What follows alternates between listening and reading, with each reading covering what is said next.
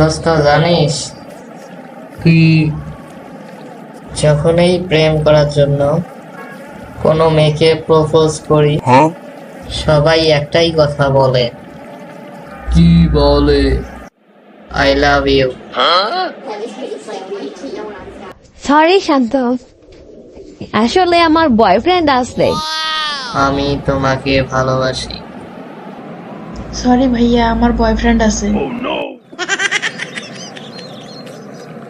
তারপর বল। আর এখন বিয়ের জন্য যে মেয়েকেই দেখতে যাই, তোমার কোনো বয়ফ্রেন্ড আছে? না, এখনকার যুগে বয়ফ্রেন্ড নাই, এটা কোনো কথা? বিয়ের পর হাজবেন্ডের সাথে প্রেম করব, তাই কোনো বয়ফ্রেন্ড বানাইনি। সবাই একই কথা বলে, আমার কোনো বয়ফ্রেন্ড নাই।